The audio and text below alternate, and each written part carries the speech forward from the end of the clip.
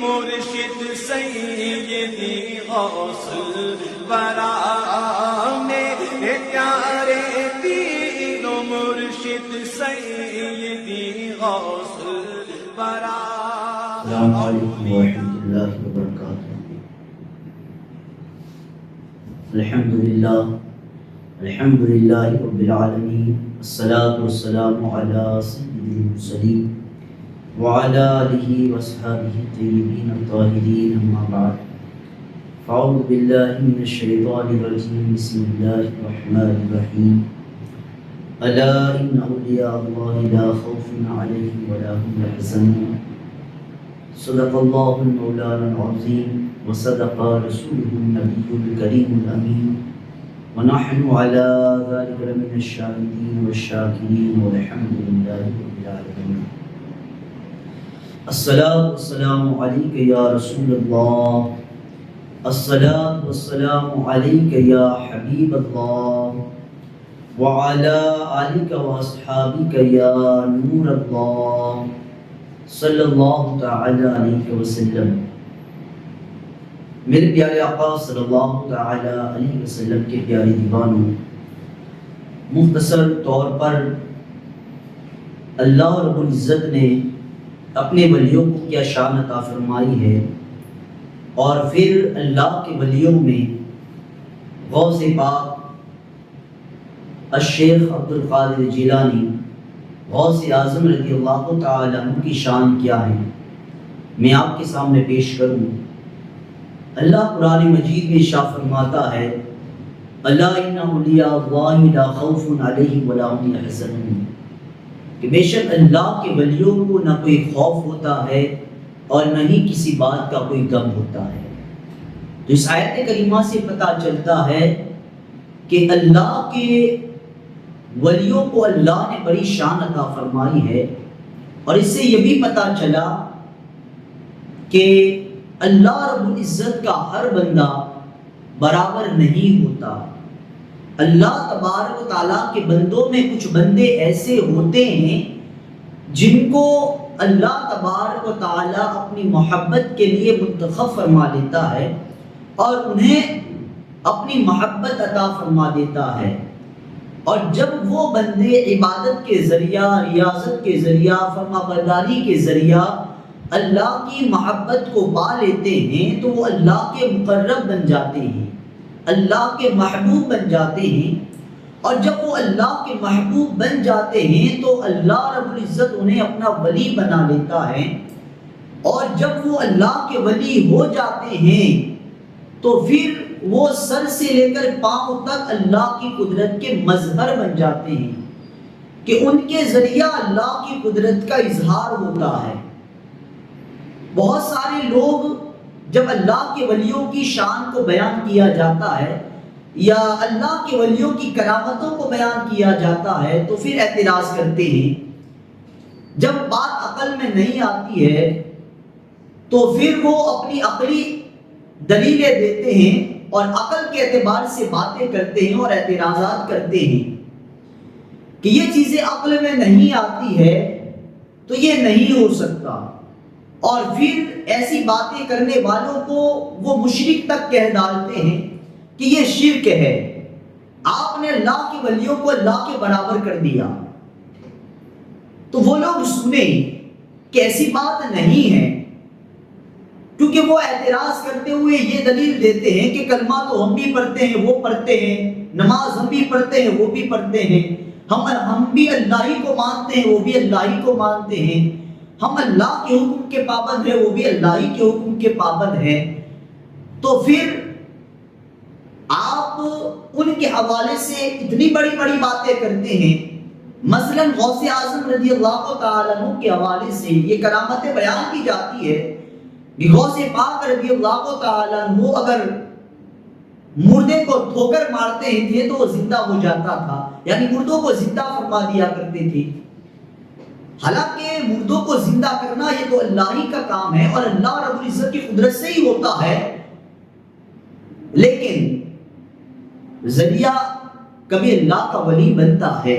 اور اللہ تبارک و تعالیٰ اپنی ولیوں کی دعاؤں کو قبول فرماتا ہے۔ غوث اعظم رضی اللہ تعالیٰ کے حوالے سے بہت ساری باتیں منقول ہے کہ غوث اعظم رضی اللہ تعالیٰ کی بارگاہ میں ایک مرید ہے، آپ واعظ فرما رہے ہیں اور واعظ فرماتے ہوئے آپ نے دیکھا کہ آپ کے سامنے ایک نوجوان بیٹھا ہے، اور یہ بحثۃ الاسرار میں روایت موجود ہے کہ حضرت ابو المعالی رضی اللہ تعالیٰ عنہ بیٹھے ہوئے ہیں اور دوران خطاب ان کو حاجت ہوتی ہے، ادھر حضرت غوث اعظم رضی اللہ عنہ کا خطاب ہو رہا ہے، آپ کے پیٹ میں کچھ درد ہوا، آپ نے حاجت محسوس کی، دل میں سوچتے ہیں کہ اگر میں اٹھ کر کے جاؤں گا تو نقصان ہوگا، ایک نقصان تو یہ ہوگا کہ میں غوث اعظم رضی اللہ عنہ کے خطاب سے محروم ہو جاؤں گا، اور دوسرا نقصان یہ کہ یہ محفل کی توہین بھی ہے، افراتفری ہوگی۔ تو اس طریقے سے وہ ابھی اسی کشمکش میں تھے کہ غوث اعظم رضی اللہ تعالیٰ عنہ نے اپنا رومال ان کے سر پہ ڈالا، تو کیا دیکھتے ہیں کہ اچانک وہ ایک ویران جگہ پہنچ گئے، ایک صحرا میں پہنچ گئے، جنگل میں پہنچ گئے، ادھر ادھر دیکھا کہ ایک جنگل ہی جنگل ہے، آپ نے حاجت کی، اور حاجت کرنے کے بعد جب آپ حاجت سے فارغ ہو گئے تو غوث اعظم رضی اللہ تعالیٰ عنہ نے جیسا ہی اپنا رومال ان کے سر سے اٹھایا، وہ کیا دیکھتے ہیں کہ وہ محفل میں موجود ہے، اور جو لفظ غوث اعظم رضی اللہ تعالیٰ عنہ نے بولا تھا آج ابھی وہی چل رہا ہے، تو نہ خطاب چھوٹا اور نہیں توہین ہوئی اور اپنا کام بھی ہوا۔ اور اس کے بعد جب محفل ختم ہوتی ہے تو وہی حضرت ابو المعالی رضی اللہ تعالیٰ عنہ جب سفر کے لیے روانہ ہوتے تو 14 دن کے بعد اسی جگہ پہ پہنچتے ہیں، تو پھر انہیں یاد آتا ہے تو یہ وہی جگہ ہے، میں یہی حاجت کے لیے آیا تھا، اور وہاں پر وہ چابیوں کا گچھا ایک درخت پہ لٹکا کر کے بھول گئے تھے، انہیں اس وقت یاد آیا، وہ اس درخت کے پاس جاتے ہیں تو کیا دیکھتے ہیں کہ چابیاں وہی لٹک رہی ہے۔ یہ سارے واقعات ہیں، تو اس پر اعتراض ہوتا ہے کہ یہ کیسے ہو سکتا ہے، یہ عقل کے خلاف باتیں ہیں۔ تم ایک اللہ کے بندے کو، ایک ایمان والے کو، ایک مومن کو اتنا بڑھا دیتے ہو کہ اللہ کے برابر کر دیتے ہو، لیکن یاد رکھیں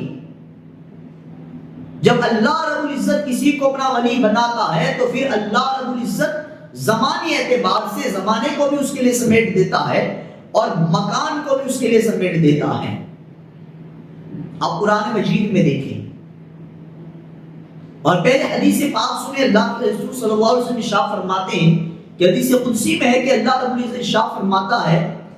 کہ جب میں کسی کو اپنا ولی بناتا ہوں تو میں، حدیث پاک کا مفہوم ہے، یہ ایک لمبی حدیث ہے جس میں رب تبارک و تعالی ارشاد فرماتا ہے کہ جب میں کسی بندے کو اپنا ولی بنا لیتا ہوں، وہ عبادتوں کے ذریعہ میرا قرب حاصل کرتا رہتا ہے، یہاں تک کہ جب میں اس کو اپنا ولی بنا لیتا ہوں تو میں اس کی آنکھ بن جاتا ہوں جس سے وہ دیکھتا ہے، میں اس کے ہاتھ بن جاتا ہوں جس سے وہ پکڑتا ہے، میں اس کے پاؤں بن جاتا ہوں جس سے وہ چلتا ہے۔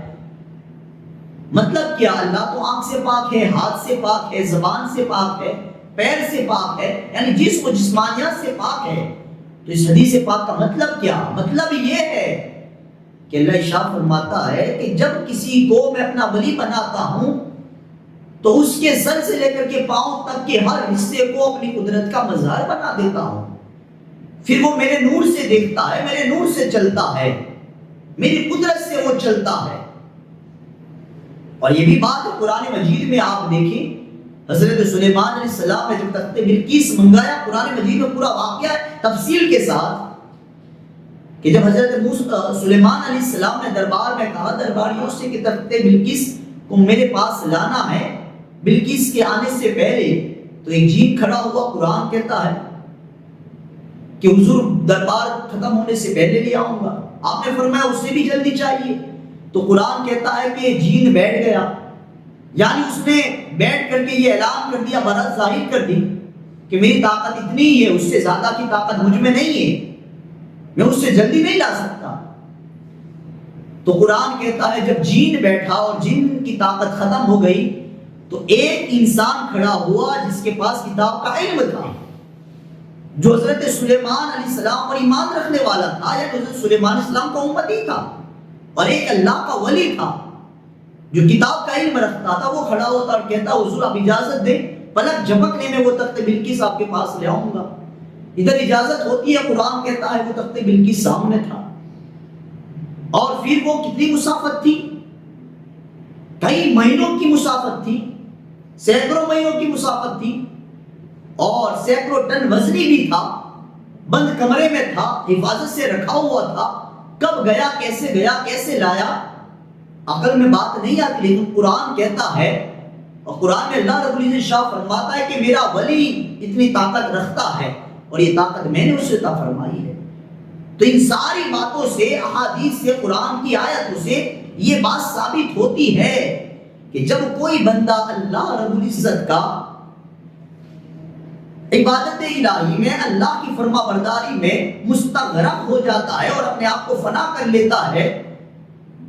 اور اپنی مرضی کو فنا کرتا ہے، بلکہ اپنی مرضی کو اللہ ہی کی مرضی بنا دیتا ہے اور اللہ کی رضا کو اپنی مرضی بنا لیتا ہے، تو پھر اس وقت وہ اللہ رب العزت کی محبت کو پا لیتا ہے. اور جب وہ اللہ کی محبت کو پا لیتا ہے تو پھر وہ اللہ کی قدرت کا مظہر بن جاتا ہے. غوث اعظم رضی اللہ تعالیٰ عنہ ولیوں میں، اب آپ خود دیکھیں، قرآن یہ کہتا ہے کہ حضرت سلیمان علیہ السلام کے امتی اور ان کے زمانے کا ولی اتنی طاقت رکھتا ہے اور اللہ نے ان کو اتنی طاقت عطا فرمائی ہے، تو آپ اندازہ لگائیں کہ خاتم الانبیاء کی امتی اور خاتم الانبیاء کی امت کے ولیوں کی شان کتنی بلند ہوگی. اللہ نے ان کو کتنی بڑی شان عطا فرمائی. اسی لیے غوث اعظم فرماتے ہیں کہ اللہ رب العزت نے جو میرے سینے میں راز رکھے ہیں، میں اللہ کے رازوں میں سے ایک راز ہوں. اگر میں اپنے راز کسی مردے پہ ڈال دوں تو اللہ اپنی قدرت سے اس میں جان ڈال دے. غوث اعظم فرماتے ہیں کہ اگر میں اپنے سینے کے راز سمندر پہ ڈال دوں تو وہ سمندر کا پانی خشک ہو جائیں. اگر میں اپنے سینے کے راز آگ پہ ڈال دوں تو آگ بجھ جائیں، اور اگر میں اپنے سینے کے راز پہاڑ پہ رکھ دوں تو پہاڑ ریزہ ریزہ ہو جائے. یہ غوث اعظم رضی اللہ تعالیٰ عنہ کی شان ہے، اور اللہ نے خود بیان فرمایا ہے